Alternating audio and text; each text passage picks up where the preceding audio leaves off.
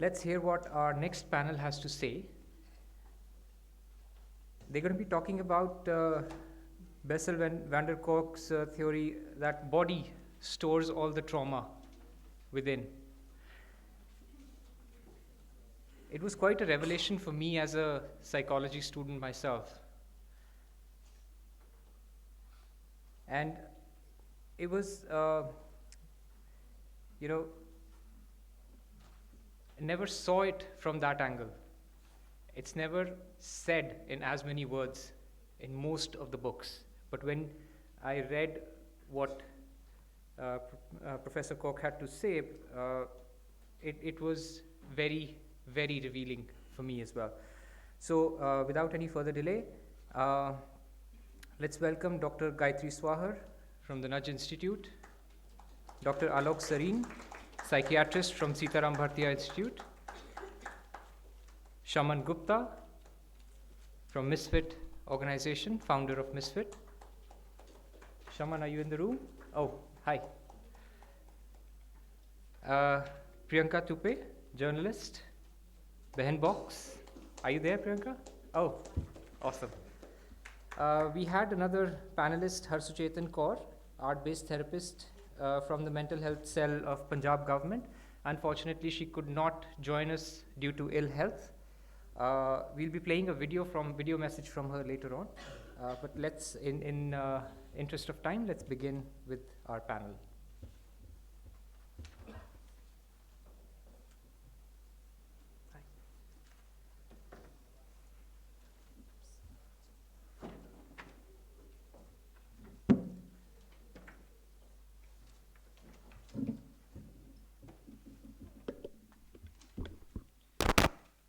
Thank you, Jess. And it's the most difficult session after lunch, but the most interesting one as well. I think it was strategically placed to keep you all awake, because the body does keep a score of all the glucose that's gone inside and the attention emotion that you've kind of played around in the morning. So what I'll be doing is that I'm just going to set, we have an amazing panel here, just set the context of why this particular topic. I think one of the things that I'm sure we have eminent psychiatrists here, one of the people have been searching where the mind is what some of the neuroscientists have told me. So where does the mind sit, right? Is it in your head? Is it not in your head?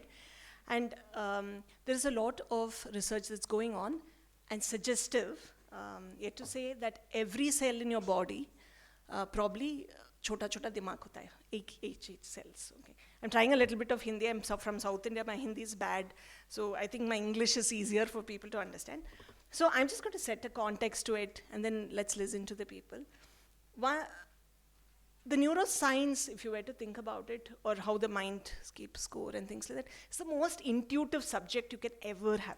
It's the easiest and the most intuitive, because the reason why it is all difficult is that we don't pay attention, right? So one of the things, if you were to start about saying, so we have a brain, and what's the role of the brain, is two things we say. One is existence and extension. One is it survives, or it works very, very hard to just keep you alive, right? We're all sitting here alive, and some of the neuroscientists I used to work with say, just be thankful you're alive, right? Like you're just sitting, right? You could just collapse there. And that's how the brain does, and it does everything, irrespective of whether you want it or not. It keeps you alive, right? And this brain continuously needs so much of energy. It's a smaller part of the body, but approximately 20 to 25% of the energy output of the body it consumes. And that is why in conferences, when you're the audience, you're more tired than any of us, because I'm just pulling it out of memory, but you're paying attention, you have to relate to it, you have to store it in memory. And that's what happens in class, right? Chilla ke main class le rahi hu, aapko neend aa raha hai, of course, right? The more they are going to be there. So it's an energy guzzler. So what does the brain do? Very simply, it will save energy, right? As it should, right? It will be saving a lot of energy. So how does it conserve energy? It gets into something like an autopilot mode. So imagine the first time you were driving a car. So you take it and you're like, oh, I don't know which is the accelerator. You're paying attention to every road bump, every guy, everything, everyone. Everybody is a threat. And you slowly, once you get used to it, then it translates itself into muscle memory. And then, lo and behold, you started in the morning, you came to India Habitat Center, you were not even aware. You didn't remember that guy who crossed the road, or you automatically you realized when to stop or when to kind of go, right? Like, so the brain moves itself into autopilot mode because it doesn't want to consume that kind of energy. So max is tougher for children because it's a cognitive overload, right? Like sometimes it will try to save that kind of energy. So it happens in all of us, right? Like it's very, very, so we all go into autopilot mode. Now, when you take all of this, and all of this also comes in the form of certain behaviors. Like for example, if a child, when it is born, they say when it's an infant, if it has gone through a lot of allergies, when they give a lot of honey and has got infection or something like that, the child can develop into a picky eater. Not because it wants to be a picky eater, because that's the way the body is saying, dal chawal khao, to zinda to reh sakte ho, don't eat these things, right? It's a trauma for the child to say, no, you go and eat broccoli, right? It might not try to. So if you take all of these things, an energy guzzling brain, an autopilot mode, and put it in a situation of abuse, right? Any kind of abuse, right? It can be verbal abuse, it can be things. There is very interesting, I think we've seen some of the videos, and the body goes, there are different responses, right? Like Sunil has talked about fight, flight, freeze, and a fawn. In India, we leave away the fawn response, and the fawn response is very, very important. A fawn response is where you start pleasing the abuser so that you don't get into it, right? So it's a fawn response. And not everyone has to have every kind of a response, and you can have different things of the response. And again, the brain is keeping you alive. So what does it happen? So we said, okay, hippocampus shrinks. Why does it shrink? Because it should not hold the painful memory. The painful memory doesn't allow you to live, right? So it stops the painful memory so that you can be alive. So sometimes after a rape victim, they don't remember, right? Or they're happy, they're just like, okay, fine, I just there. And then people say, oh, maybe she's not as abused or she's not as traumatized. So even when you're observing a child, a chatty child need not be untraumatized. So trauma need not exhibit in the way we think or a textbook will think. It will never exhibit. And it'll have different ways, right? You will be chatty in one place, so it just depends on how you perceive that particular surrounding as safe for me or unsafe for me. And we do it as adults, right? Suddenly you go there and you feel, maybe this person doesn't like me. And you don't know, it's very irrational, but our response will either try to be pleasing them or trying to be over nice to them, because you just assume that you're going to feel that, hey, this is not happening. And there's also a terror and a horror response, which you should remember. Terror is when something happened to a child. Like terror is when somebody attacked me, when there is a terrorist. Horror happens because it is told to you or you see things happening, right? Like when I come to Delhi, every time at 6 o'clock, I'm in hyper-vigilante mode because there's a horror that kind of happens. So if you go into this, these children are, like just imagine throwing 100 balls at you all the time and expect you to be listening to this lecture. You can't. So that's how a child will feel, because they're in hyper-vigilant mode. And we also talked about epigenetic transfer, right? So there's also that part, and this is known, right? The evolution has showed that when a tectonic plate broke and two parts kind of moved, the deer was in one part, the deer and the lion went to the one part.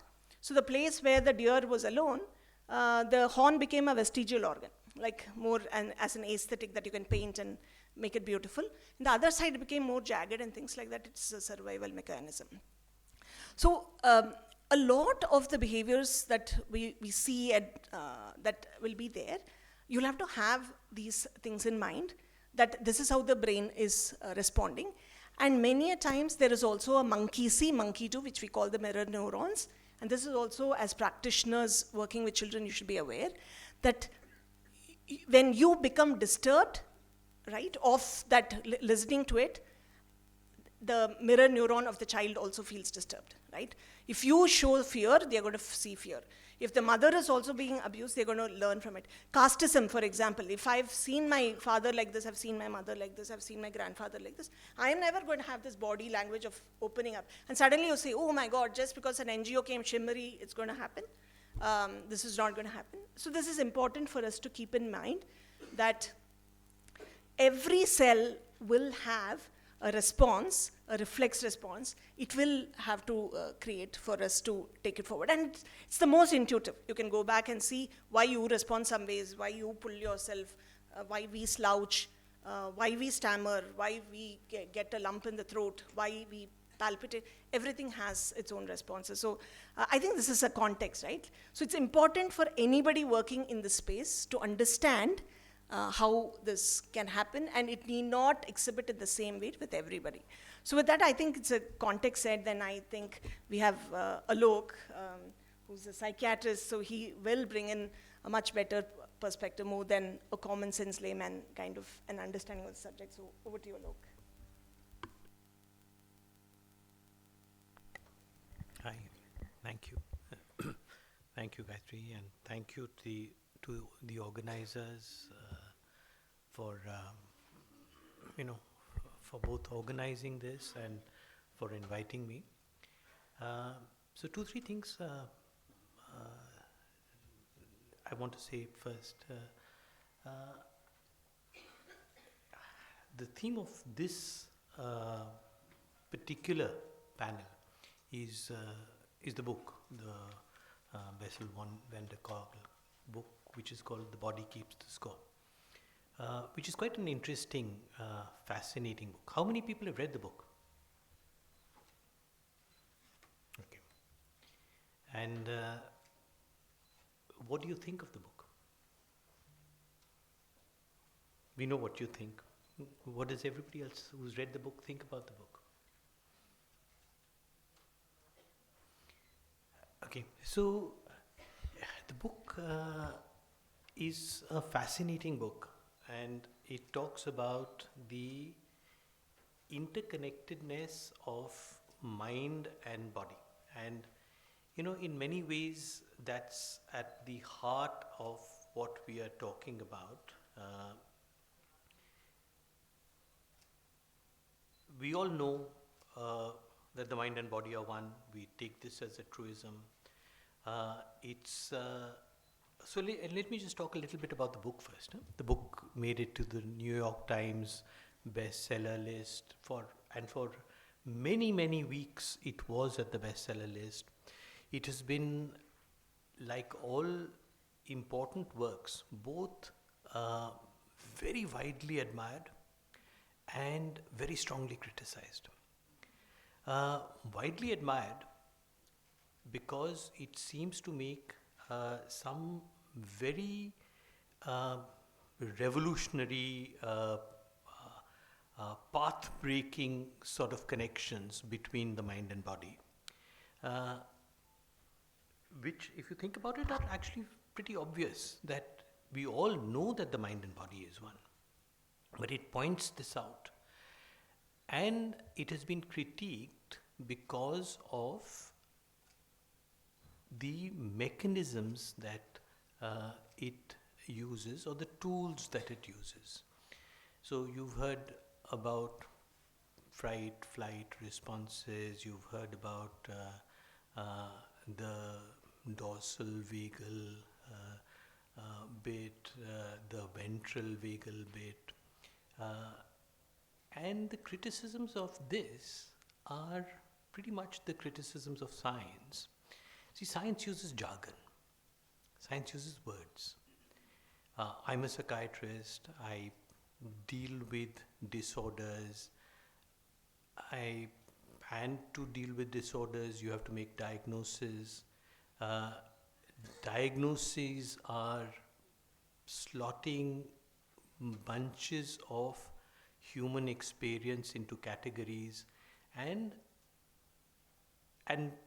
making those categories, which are illusory, in a sense real. The fact of the matter remains, however, that these are just words.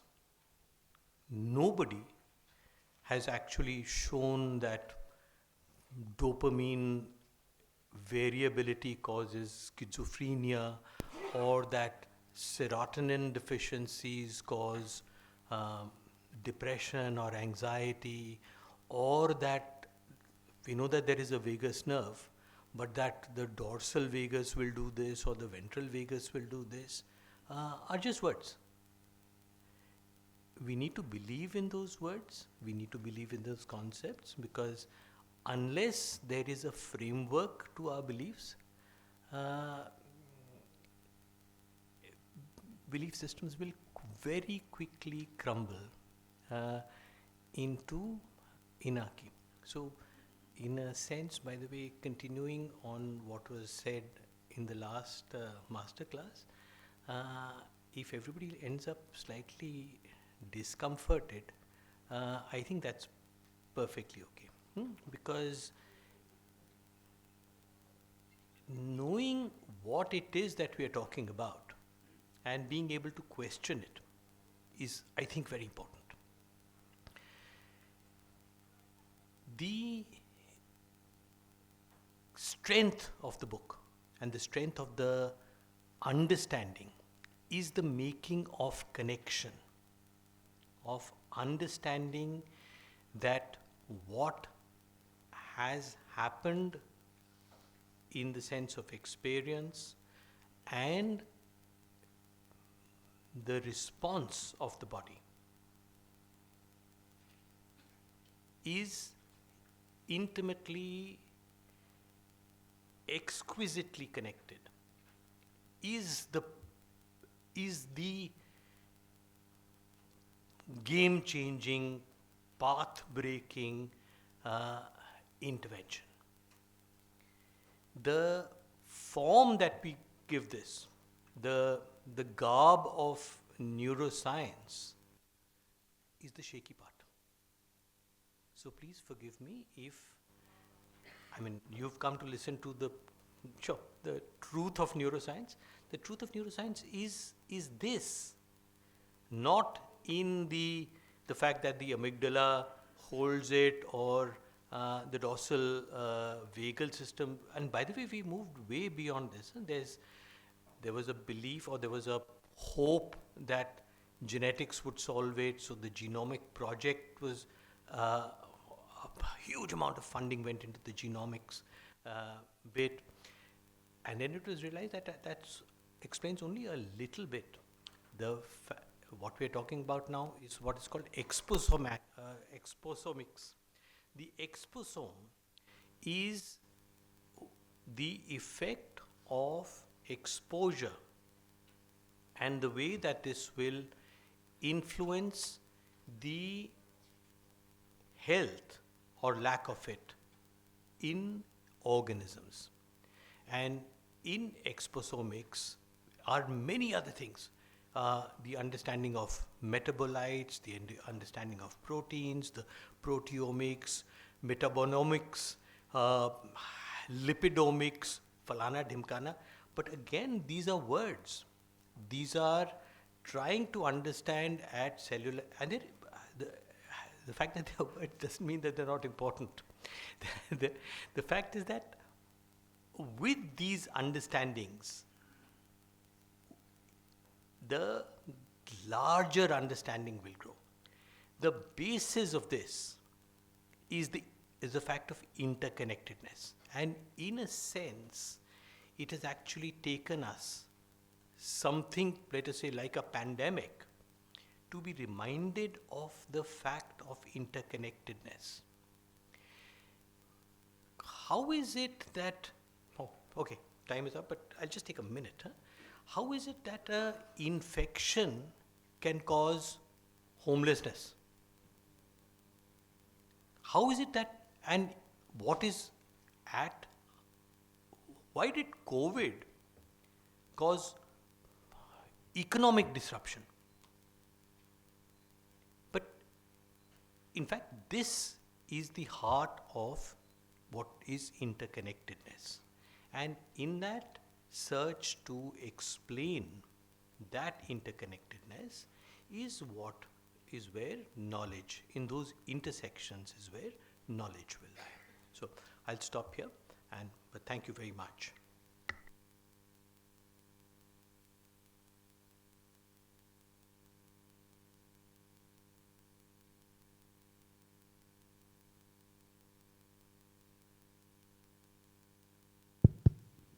Okay.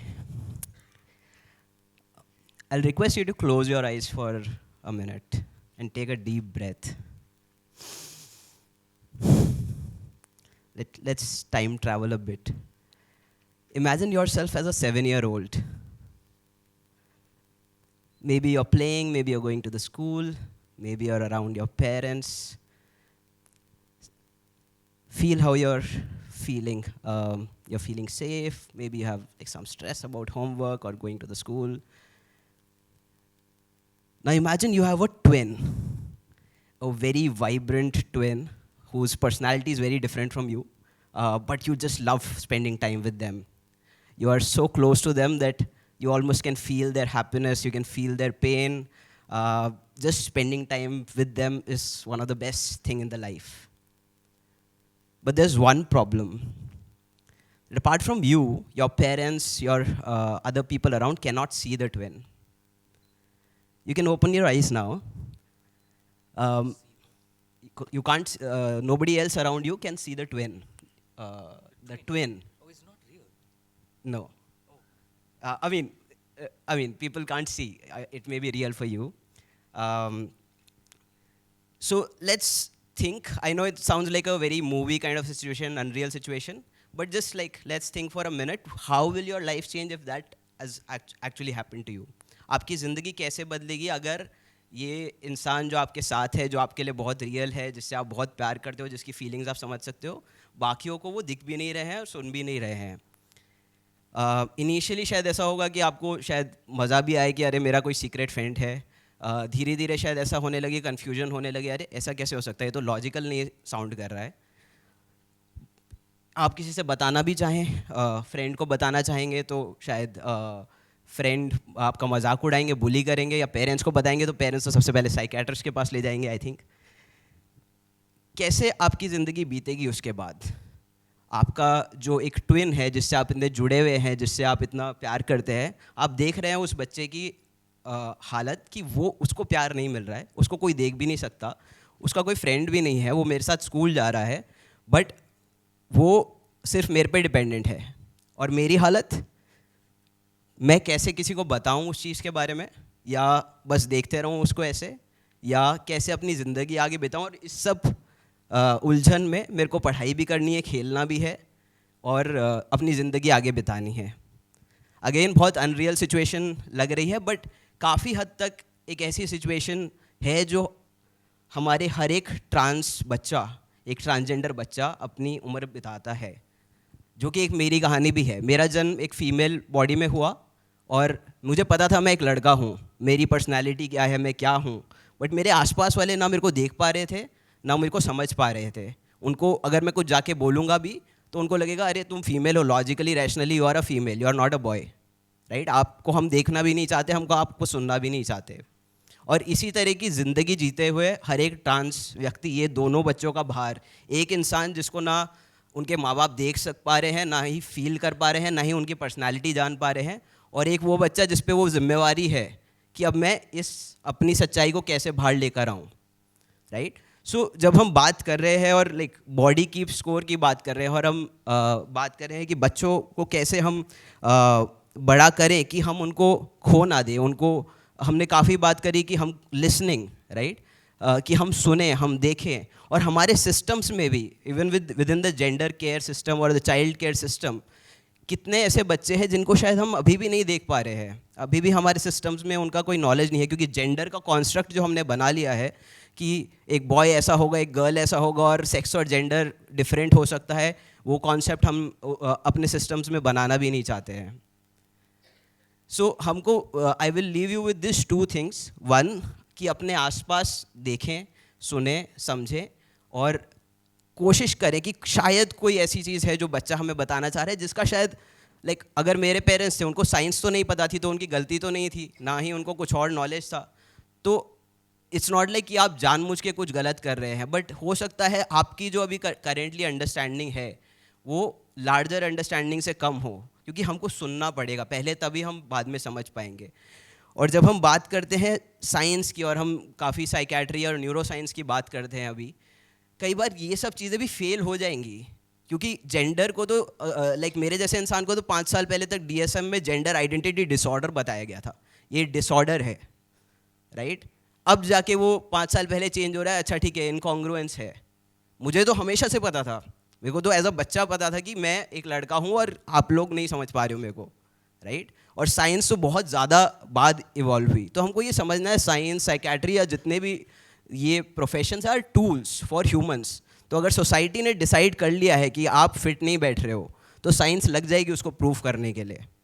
But अगर society सुनना start करेगी, या अपने बच्चों को और अपने heart को, और जब हम बॉडी की बात कर रहे हैं, आई एम श्योर जब आप लोगों ने भी अपने आप को एज अ 7-year-old इमेजिन करा, एक फ्रीनेस, एक lightness for that 1 second, if you felt, and then when you were back in your body and you felt some heaviness or some stress, it means that we are building a society in a way that we're constantly creating systems that are affecting us also, not just a particular marginalized community, not just a particular gender. It's impacting all of us, and hence it's important to kind of listen to your body. Remember that there might be things that you don't know now that you might get to know later, but the body will always remember. And especially when I work, I'm running an organization that works with trans adults. We can't work with children, and that's why I am here to appeal, right? Because we are not even allowed to talk about some of these things. There was a book that NCRT released that had description of transgender people. It was banned to enter schools, right? Even though NCRT was interested in talking about gender, because it's such a normal concept to be taught that gender is not something that you have created in your own heads or society for a long time. We are diverse beings. It's not binary anymore. In fact, the more I talk to the youth, the more I see spectrums of everything, gender, sexuality. So we need to start understanding that, and we need to just kind of look at science in just a way that it can help us from a tool perspective. But when we are talking about the heart model, it's actually about just listening to the heart, and listening to not just your heart, but even people who are speaking to you, what they are saying. And that's what, like, even sir talking about interconnectedness, that's how we will build a healthy healing culture, where we are not just constantly traumatizing a new generation because we figured something and we could not figure some other part of it, right? So thank you so much for listening.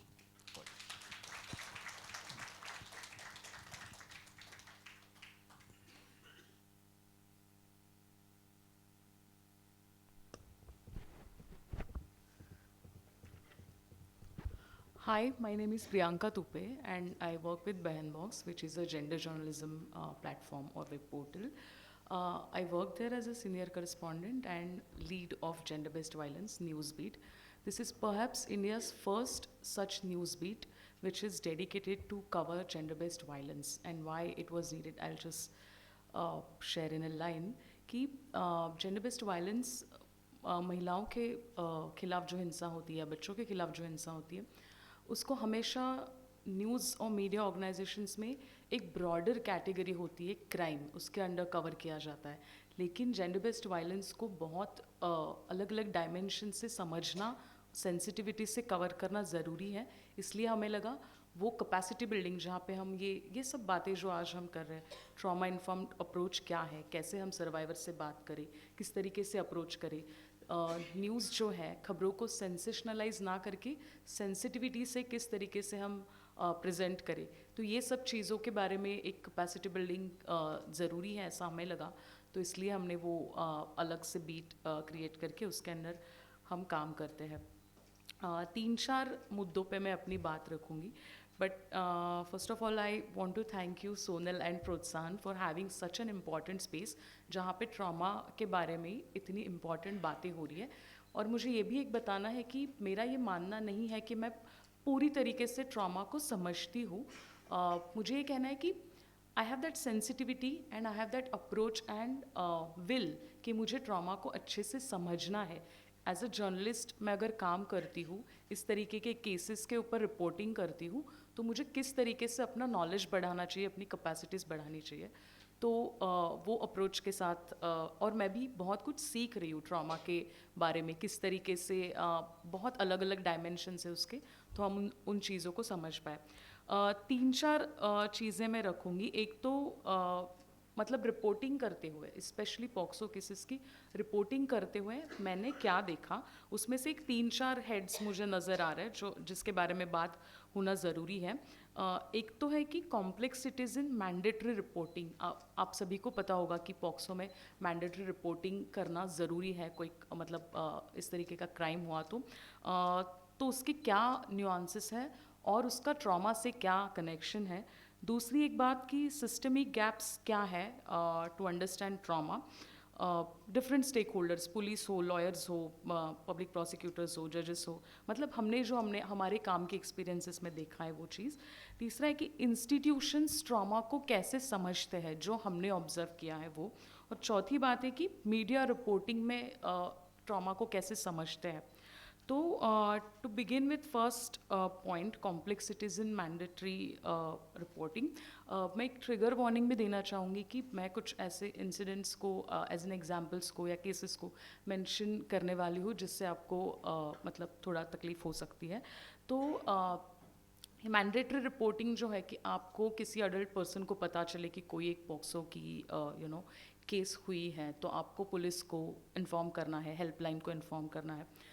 तो ऐसी cases जब होती हैं जहाँ पे abuser घर का ही इंसान है, मतलब या अब्यूज़र जो है वो सर्वाइवर का या विक्टिम का एक प्राइमरी केयर गिवर है, यानी कि वो फादर हो, भाई हो, कोई भी हो। ऐसे केसेस में मैंडेटरी रिपोर्टिंग बहुत कॉम्प्लिकेटेड हो जाता है। हमें जितना लगता है आसान उतना नहीं है, क्योंकि वो मदर है उस घर की, उसके लिए वो बहुत डिफ़िकल्ट बात हो जाती है और वो बच्चे पे एक बहुत प्रेशर आता है उनकी मॉम द्वारा या बाकी फैमिली मेम्बर्स होंगे कि बेटा ऐसा करोगे, आप पापा के खिलाफ रिपोर्ट करोगे, टेस्टिमनी दोगे तो वो चले जाएंगे जेल में, तो पूरी फैमिली को कौन संभालेगा। और जो बहुत ही गरीब तबके के, बहुत मार्जिनलाइज कम्युनिटीज़ से लोग आते हैं, वहाँ पर ये दिक्कत तो और मतलब और भी इंटेंसिफाई होती है कि फिर उस फैमिली का जो इकोनॉमिक सपोर्ट है वो किस तरीके से होगा, वो किस तरीके से अपना पालन पोषण करेंगे। एक और इसमें मैंडेटरी रिपोर्टिंग में एक केस में शेयर करना चाहूँगी। कोविड पैंडमिक के दौरान एक केस मैंने रिपोर्ट की थी जिसमें हुआ ये था कि एक बच्ची है 16 साल की जो एक घर में काम करती है, एक कपल के यहाँ वो घर काम करती थी एज अ डोमेस्टिक वर्कर, लेकिन उनका 3 BHK फ्लैट था एंड ऑल, बड़ा स्पेशियस घर था।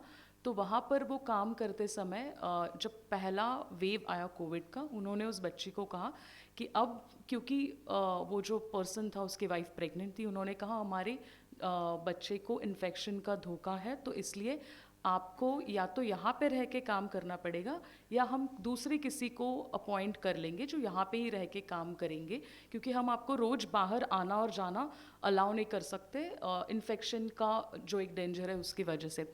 तो वो बेचारी लड़की जो है, उसके मॉम एक सिंगल वूमेन है उसके, और उससे छोटे, वो 16 साल की बच्ची है, she was the provider for her family, उससे छोटे छोटे और भाई बहन थे, पापा नहीं थे।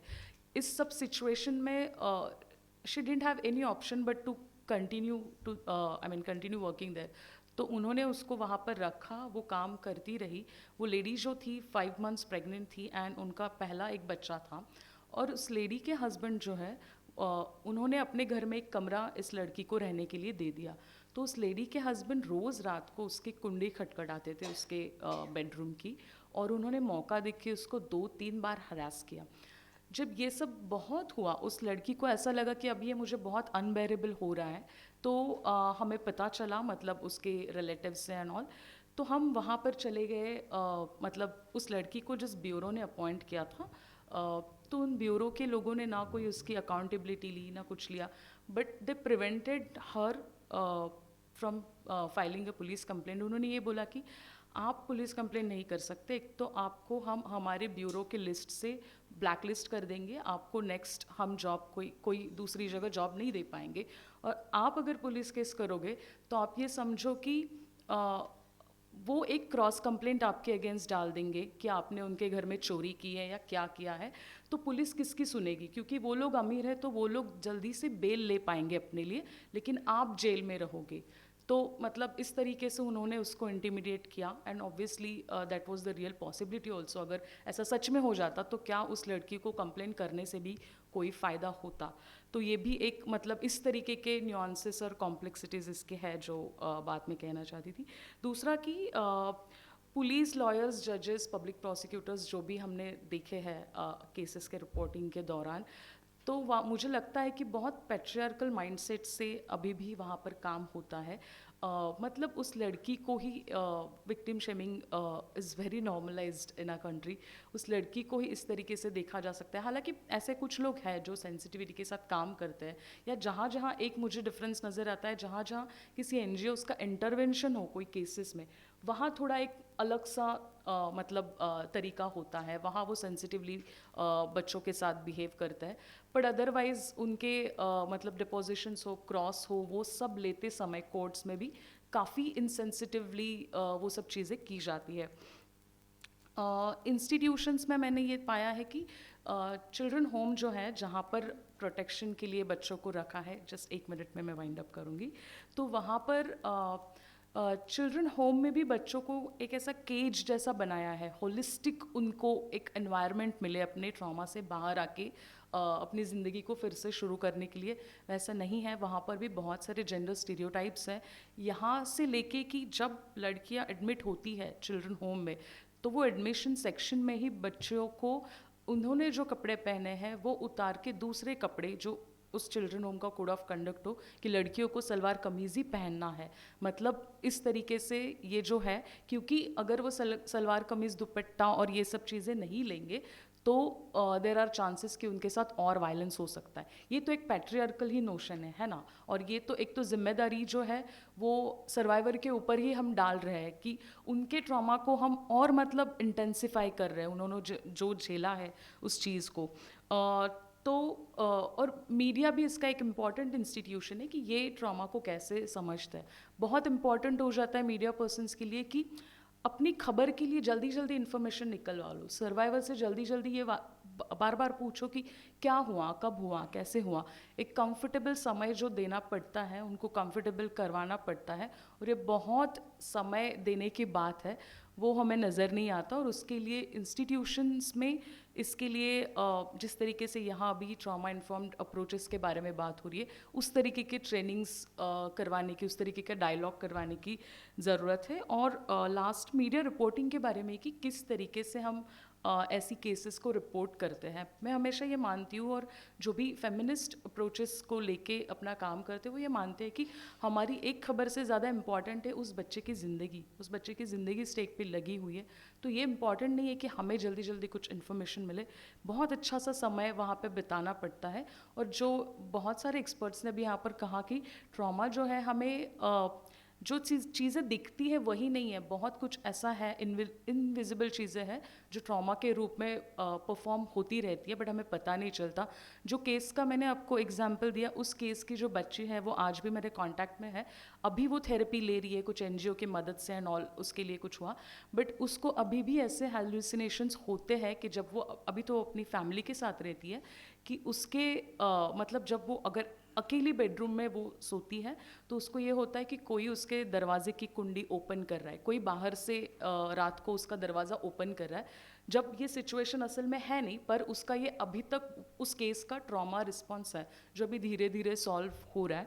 तो कुल मिला के इस तरीके से ये सब बातें हैं जिनका हम ध्यान रखते हैं। And I am very thankful to all of you कि ये सब लर्निंग प्रोसेस है, ऐसे नहीं मैंने अपने एक्सपीरियंस से कुछ चीज़ें शेयर की है, but I have also been learning so many things about trauma informed approaches and trauma.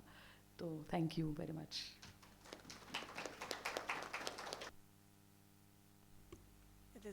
Yeah, we can go for. There's a question there, and then there.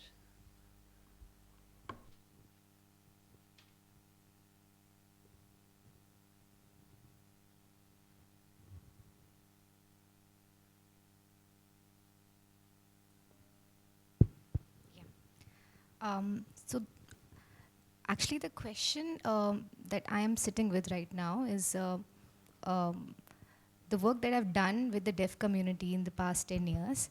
There is another layer of complexity that comes, and that comes with the element of language. Uh, Basically language deprivation. Like if you don't get access to language in the critical period, which is the first 3 to 4 years of your life, then your ability to even understand trauma and what really is happening to you, it's sort of like a permanent damage that happens, and it's like more than 95, 98, I don't know. There's no statistics for that, but you can just assume that most of the deaf people have language deprivation because most of the parents are hearing and they never even get to know about sign language till the child is maybe 6 to 10 years old. That is what the research says now. So the question, I'm not sure whether there, because in the deaf community there is research that language deprivation would lead to a lot of mental health problems. But how does this element of, how does this trauma of not having access to language when you're supposed to have, does it really lead to trauma or is it something else? I mean, because it's not been called trauma, it's called like mental health issues, but maybe if you don't even have language to describe what's happening to you, then maybe it does sit in your body, but it never comes out. Yeah. Dr. Luke, I think you'll be the best equipped to answer this. So, yes and no, in the sense that deprivation of any sort, whether it is deprivation which is auditory hearing impairment, deprivation which is nutritional, deprivation which is visual, deprivation which is of an emotional nature in the sense of, shall we say, imperfect parenting, will all cause difficulty. Okay. When I said, when I spoke earlier of these being words, trauma is a word. So the impact of that deprivation, whether we call it trauma, whether we're calling it anything else, the impact of that will be clear. At one level, it is about understanding that impact, and at a larger meta level, it is also about figuring out, both for that individual, how you can work to minimize that impact, and this is where connectedness comes in, because recognizing the nature of that impact means that you will work with other possible situations where you try and recognize this early, diagnose this early, intervene earlier. So the response to that is, it will have to be both at the individual and at the societal levels. So see, the point that I'm trying to make is that recognition is important, and recognition can be of regret, that look, this is what has happened. The question is, what do we do about it? And that is the heart of all intervention, of recognizing this, articulating this, and then figuring out, both for the individual and the community, of how in that individual you will minimize that by, because they're both flip sides of the same thing. The positive emotional caretaking will help the child deal with possible future difficulties. The lack of it will create future difficulties. So recognizing this, helping the individual find other resource by which that cross resilience can be developed, and also working with community, both with, let us say, early diagnosis, early prevention. The organization that Gayathri works with is intended to look at poverty, freedom from poverty. But she's working, but they are working with gender issues. How do gender issues affect poverty? But the fact is, of course, if this is the nature of that interconnectedness, and we work towards a larger understanding which will help that. Does that make sense?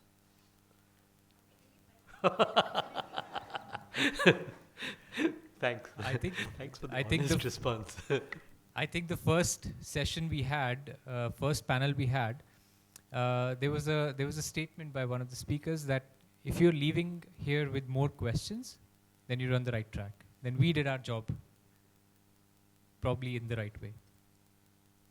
More questions? Yeah.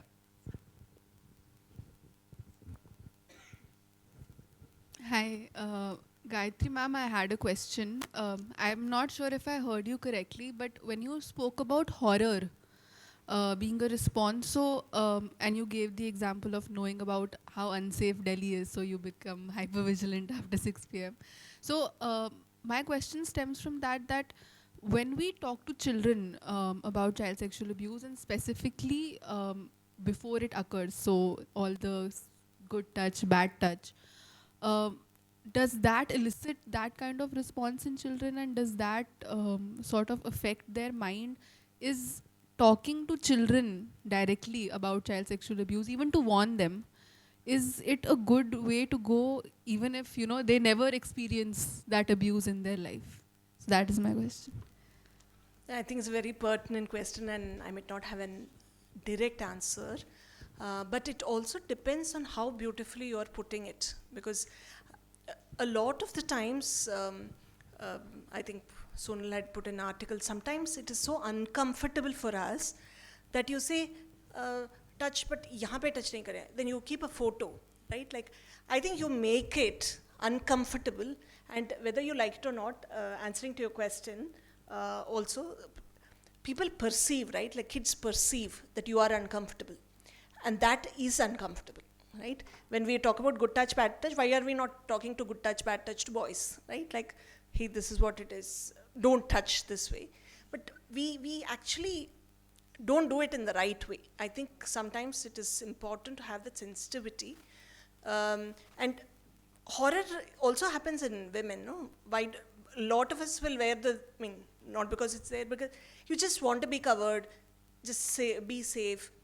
It's been fed to you that you're going to be there. So, and hence all your roles becomes very important. It is not that easy to not be sensitive, because you come with your own baggage. We expect us to understand an adult, and half of the time, I'm saying with Dr. Alok here, is that we don't understand ourselves. We don't understand what triggers us. We don't understand that when the child is in front of you, are you getting irritated or not? Many a times we as adults have not done. I think how we position it becomes very, very crucial. If you're going to do it with one kind of a fear or one kind of a shame or one kind of a thing, rather than a matter of fact, it is going to be traumatizing. So it entirely depends on how you're going to handle the situation is what I think, and it's not easy. Because we all come with our baggages, and we're unaware of our baggages. We're really unaware of our baggages. So that's where I think. Even the same thing with language. I think the problem is that there was a child where the mother told, she asked what is the private part, and she told it was lotus. And she had forgotten that she called it a lotus.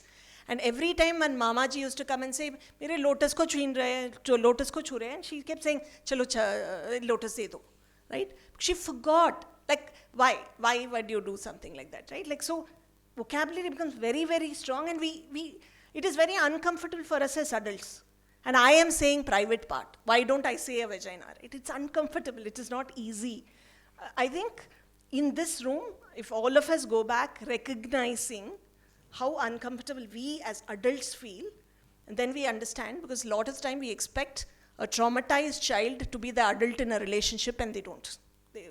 Please, we are not adult in our own relationship with ourselves. So I think that's the acknowledgement that I want. But I don't have an answer. It's to be more sensitive. Okay, last question for this session. We'll continue more conversations outside during tea time. So anyone, I'm sorry, the gentleman over there had a hand up for a long time. Good afternoon. I'm speaking from experience, a case, real case. A child at the age of 6, 7 was falsely accused of stealing a 10 paise many years ago. It is insignificant. But the dad had beaten him so badly.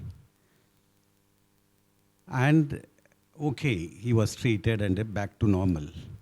But while conversing, this child is revealing, until then I did not steal.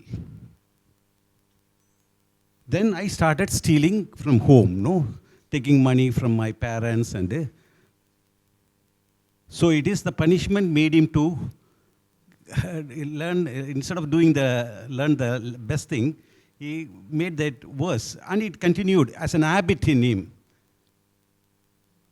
And as he grew up, the same family, they lost some precious item in a family, and they knew that he has this habit of stealing. They blamed him. Again, he was not at fault. He was so innocent of this one, but he was blamed and he was beaten up again, falsely accused. And the trauma continued, that he continued with the life. And later in his grown-up age, all this trauma that he has been sharing with a professional counselor I mean, and that person is reporting to somebody else. He wanted to overcome the problem. Rather, it had a negative effect in his life. And he keeps in touch with me and over the phone and talks. Sometimes I am triggered. Not that he is in a very prominent position in Sorry, sir, but what's your question? So the question is, I am not able to address how do we help with this person who is carrying this childhood problem. It is not, he is going to the counseling, there it is aggravating. The problem is aggravated more and more. How do I help this person, or when we come across such cases, how do we help the person who keeps on being triggered?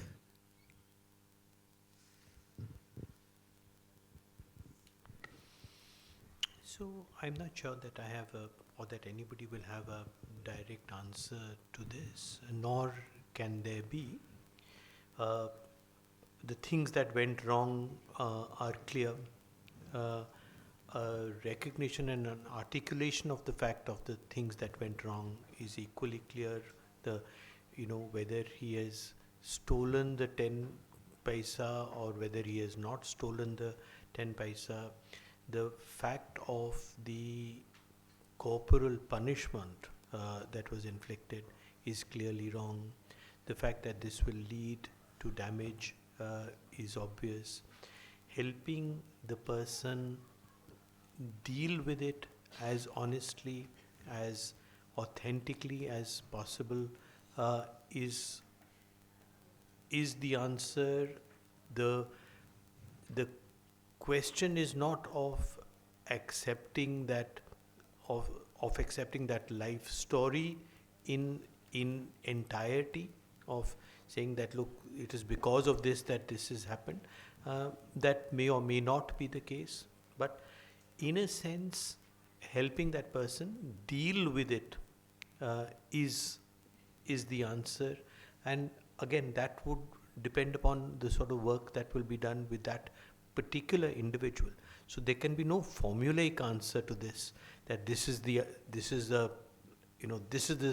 key which will unlock this conundrum. But hearing him non-judgmentally, without participating in that narrative making is perhaps where the answers will lie. I'm sorry, I don't have a more specific answer than that. But can it be done? Of course it can be done.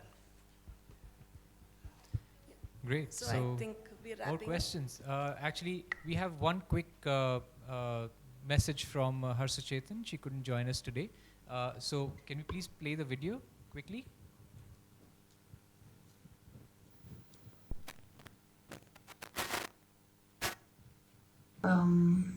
So I'm Harsuchetun, and I just want to talk a little bit about the importance of transference and countertransference. These are two concepts in psychology which I think is very important for the staff in these shelter homes. मेरा जितना भी experience रहा है बच्चों के साथ, of conducting art therapy sessions with them and counseling and conducting focus group discussions with them, I've come to realize that these two concepts, which are actually realities of our lives, of our relationships, need to be understood so that then the staff can work on themselves. तो वो समझाने के लिए हिंदी में मैंने लिखा है, तो मैं पढ़ के आपको सुना देती हूँ, मेरे लिए आसान होगा. जो हमारा प्राइमरी केयर गिवर होता है, जो कि माँ पहले और फिर बाप होता है, उनके साथ जो हमारा रिश्ता होता है, उसकी जड़ों से हमारे सब रिश्ते बनते हैं. इस रिश्ते में दुख, सुख, दर्द, प्यार, नफरत, तड़प, गुस्सा, बेबसी, हंसी, मजाक, डर से भरी यादें होती हैं. इन यादों से हम सीखते हैं कि रिश्ते कैसे बनाए जाते हैं, निभाए जाते हैं या तोड़े जाते हैं. जिंदगी के पहले 5 से 7 सालों में रिश्तों की समझ जड़ पकड़ लेती है.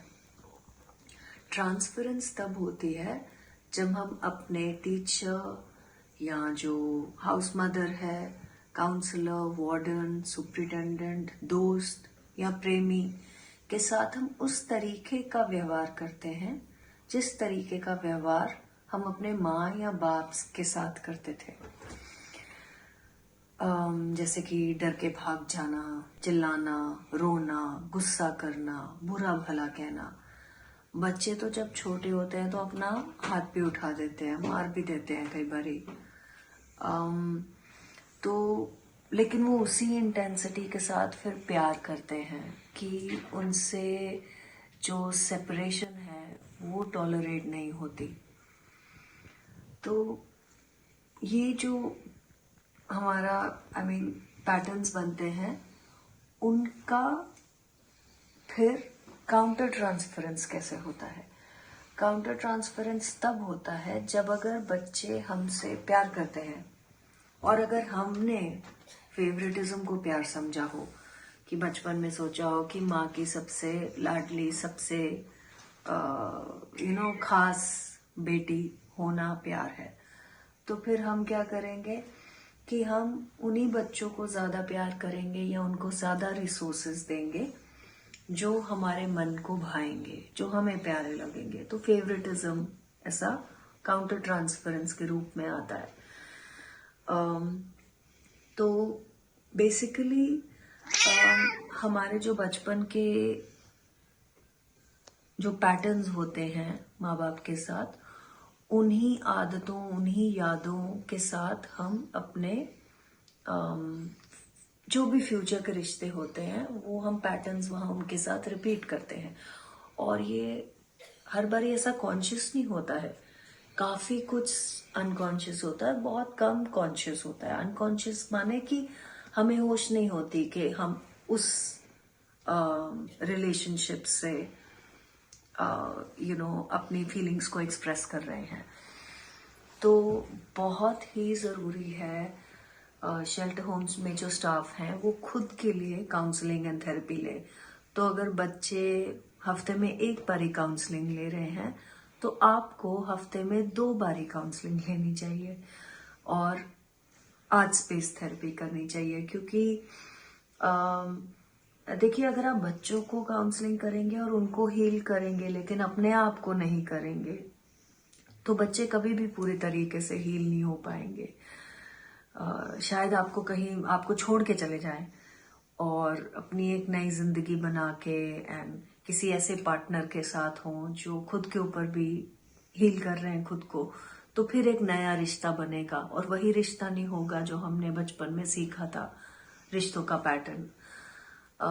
तो बहुत ज़रूरी है स्टाफ के लिए खुद का ख्याल रखना, एंड क्योंकि ये सब अनकॉन्शियस होता है काफ़ी कुछ ऑलमोस्ट, तो इसलिए थेरेपी एंड काउंसलिंग ज़रूरी है। तो बस मेरे यही मेन पॉइंट था सबको बताने के लिए कि staff counselling and therapy double frequency में करें जिस फ्रीक्वेंसी में बच्चों के साथ हो रहा है। Thank you.